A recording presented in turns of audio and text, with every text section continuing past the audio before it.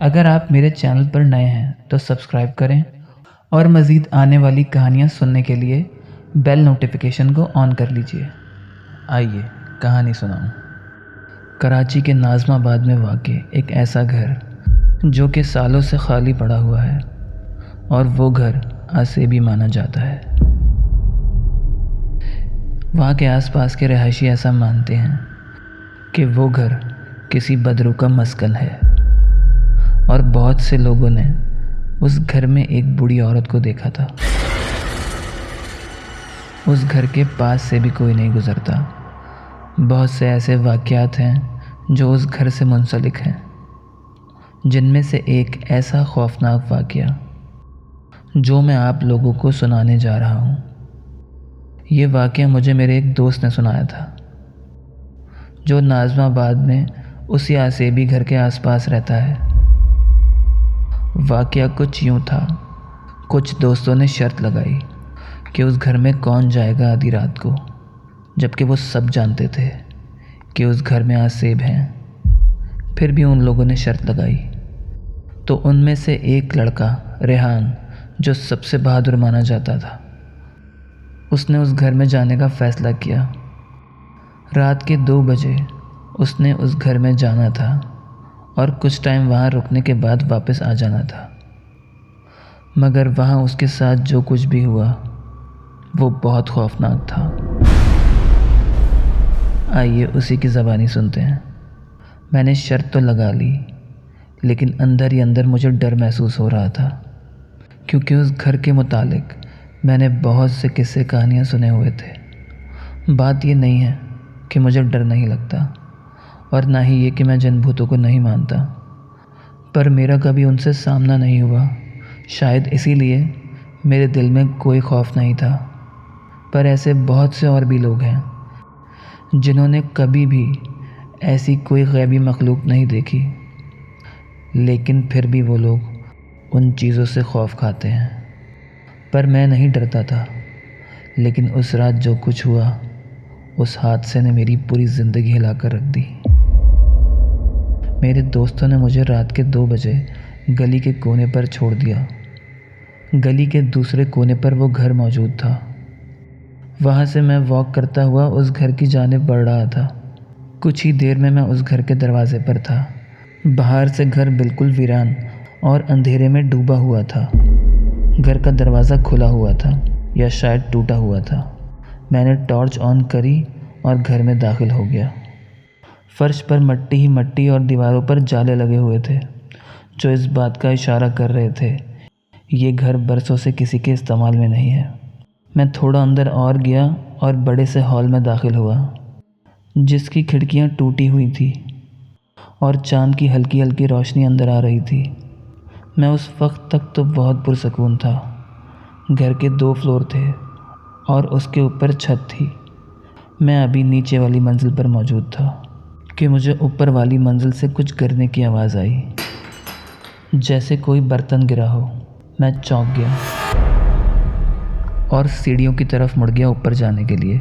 सीढ़ियों पर बजरी और पत्थर पड़े हुए थे। मैं संभल संभल कर ऊपर चढ़ रहा था।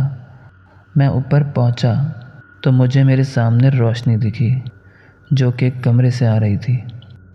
मैं टॉर्च की मदद से उस कमरे की जानिब बढ़ा और उस कमरे में पहुंचा तो सामने एक मोमबत्ती जल रही थी, ज़मीन पर पड़ी हुई। मुझे बहुत हैरत हुई ये देखकर। फिर दिल में ये ख्याल भी आया कि शायद कोई नशा ही हो सकता है यहाँ। पर वो कमरा बिल्कुल खाली था। वहाँ मेरे अलावा कोई दूसरा मौजूद नहीं था। फिर अचानक मुझे पीछे से ऐसा महसूस हुआ जैसे कोई गुज़रा हो। मैंने फ़ौरन पलट कर देखा, पर वहाँ कुछ नहीं था। फिर मेरे चेहरे पर अचानक हवा टकराई। मैंने मोमबत्ती की तरफ देखा तो उसका लौ बिल्कुल साकित था, यानी उस कमरे में हवा मौजूद ही ना हो। मैं वापस कमरे से बाहर निकल आया। अब मुझे हल्का हल्का खौफ महसूस हो रहा था, जो कि बिल्कुल अनजाना सा था। मुझे घबराहट शुरू हो गई थी। मैं वापस सीढ़ियों की जानिब बढ़ा। अभी मैं सीढ़ियों से थोड़ा ही दूर था कि मुझे अपने पीछे से किसी औरत के हंसने की आवाज़ आई। मैंने फ़ौरन पीछे की जानिब देखा। मेरी रीढ़ की हड्डी में एक सर्द लहर सरसराहट कर गई। मुझ पर खौफ इस शिद्दत से तारी हुआ कि मेरे जहन में इस घर से मुतालिक जो किस्से थे सब घूम गए कि यहाँ एक बदरू रहती है जो कि एक बुढ़िया है, और अभी वो बुढ़िया मेरी आंखों के सामने मौजूद थी, जिसने सफ़ेद साड़ी पहनी हुई थी और उसके सफ़ेद बाल उसके चेहरे पर बिखरे हुए थे। मैं फ़ौरन सीढ़ियों की जानिब भागा। मैं जैसे ही नीचे पहुंचा तो नीचे का मंजर ही बदल चुका था। पूरा घर जगमगा रहा था, जैसे यहाँ लोग रहते हों। सब मौजूद था। अभी कुछ ही देर पहले मैं ऊपर गया था तो नीचे सिर्फ मिट्टी और चाले और अंधेरा था, पर अब लग रहा था जैसे ये घर कभी खाली ही ना हो। मैं तेज़ी से दरवाजे की तरफ भागा, पर अब वहाँ कोई दरवाज़ा मौजूद नहीं था, बस एक दीवार थी। मैं मारे खौफ के यहाँ से वहाँ भाग रहा था कि मुझे बाहर जाने का रास्ता मिल जाए, लेकिन नहीं। फिर पीछे से वही हंसी की आवाज़ आई। मैंने पलट कर देखा तो वही बुढ़िया पीछे खड़ी हुई मुस्कुरा रही थी और अपनी लाल लाल आंखों से मुझे घूर रही थी। इससे पहले कि मेरे होश गुम होते और मैं बेहोश हो जाता, मैं वहाँ से ऊपर की मंजिल की जानिब भागा। अब तो ना सीढ़ियों पर बजरी थी और ना ही पत्थर, साफ़ सुथरी सीढ़ियाँ थी। डर की हज़ारों सुइयाँ मेरे जिस्म में एक साथ चुभ रही थी। ऊपर का मंजर भी ऐसा ही था जैसे नीचे का था। पूरा घर सजा हुआ था, लेकिन ऊपर सिर्फ हॉल था जो चारों तरफ से बंद था। अब वहाँ कोई कमरा मौजूद नहीं था। हंसने की आवाज़ें मुसलसल आ रही थी। मैं छत की जानिब भागा और छत पर पहुँच गया। मेरे अकब से उसी बुढ़िया की आवाज़ आई, कोई रास्ता नहीं है यहाँ से जाने का।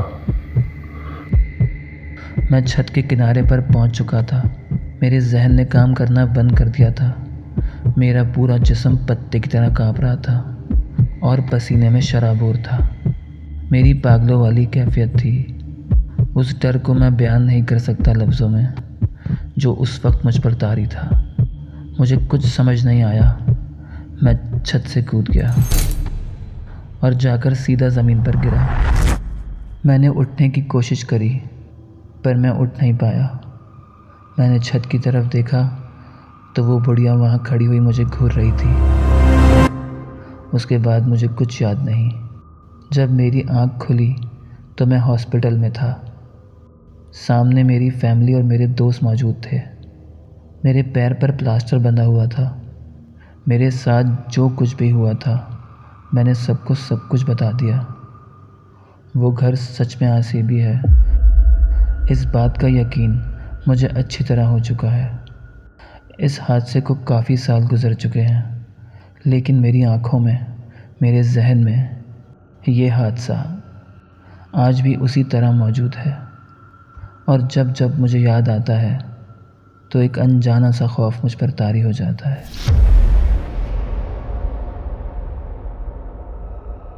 अगर आप लोग मेरे चैनल पर नए हैं तो प्लीज़ सब्सक्राइब करें। मज़ीद आने वाली कहानियों के लिए बेल आइकन प्रेस करें।